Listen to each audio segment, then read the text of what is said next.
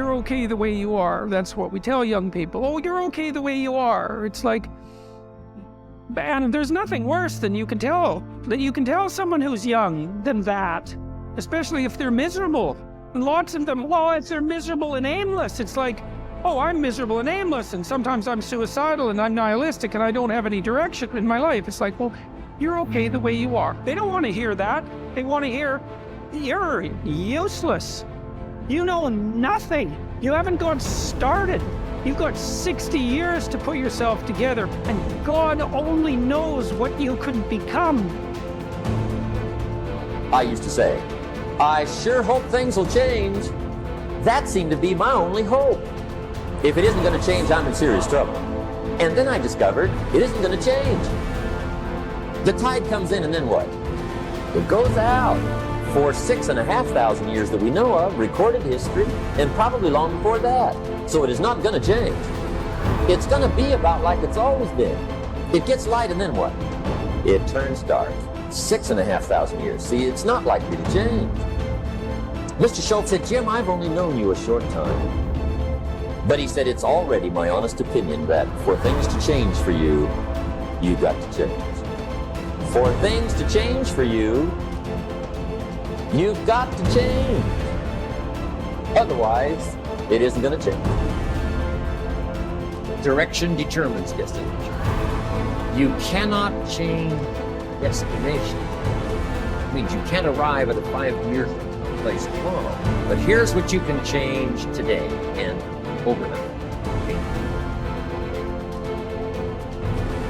When we look out on our lives, you ask the question, what are you going to do?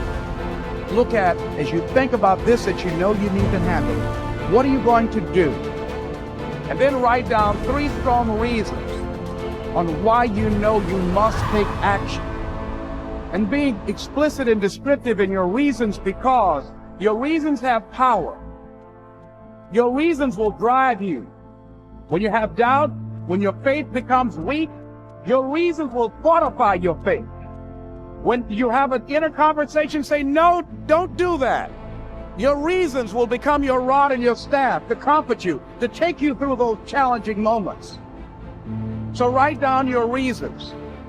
And what you will find, that when you decide to act, when you decide to take life on, and let me warn you, it can be painful, it will be uncomfortable, and that's where the growth is.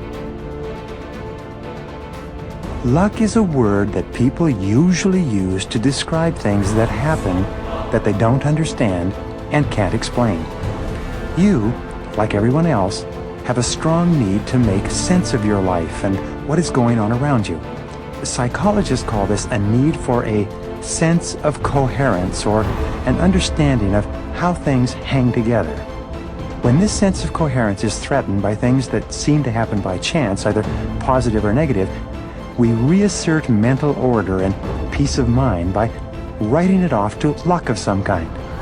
Once you can say, he or she was just lucky, or I just got a lucky break, it gives you a sense of comfort and security and enables you to stop thinking about how and why a particular thing happened, even though it might have been a remarkable coincidence. Interestingly enough, successful people have a tendency to both feel lucky and to be lucky, and they often attribute their successes to luck.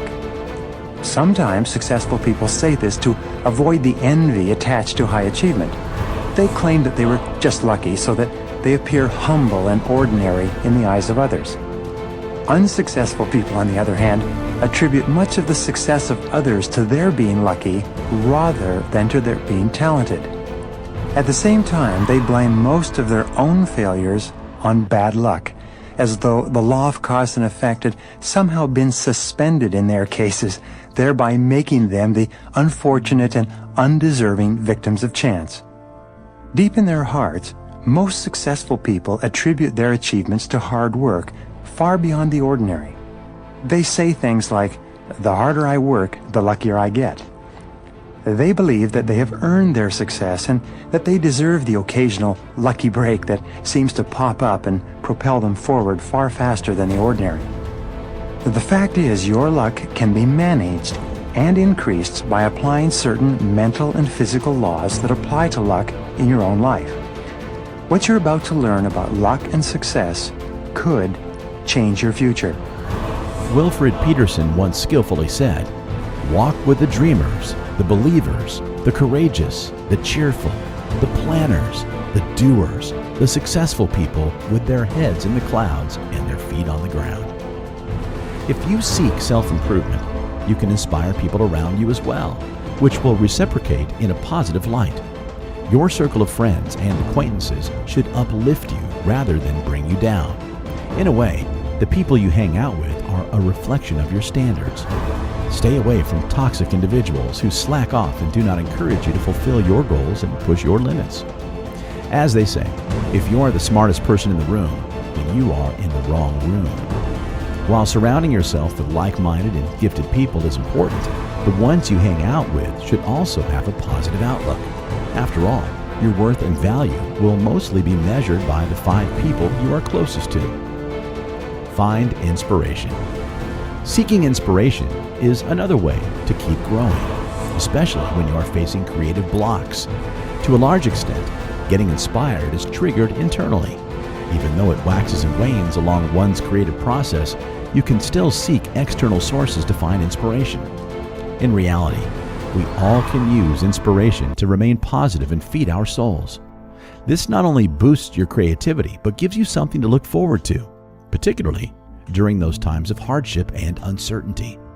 At times, feeling inspired is the only way to clear the mayhem you are experiencing and moving forward with your life. There are countless ways to find inspiration around you. Reading, exercising, meditating, painting, or a stroll in the park are a couple of ways to recharge your batteries. Inspiration can be both active and passive. Finding active inspiration motivates you to create something with great purpose, whereas passive inspiration enables you to see the skills and talents of other people and draw your motivation from them. At times when you find yourself in the doldrums, you may conclude that you are just not skilled enough for a certain task. In truth, you simply lack inspiration for the creative juices to flow. By engaging with your entourage and surroundings, you can hope to ignite that spark that will unlock all the doors in front of you.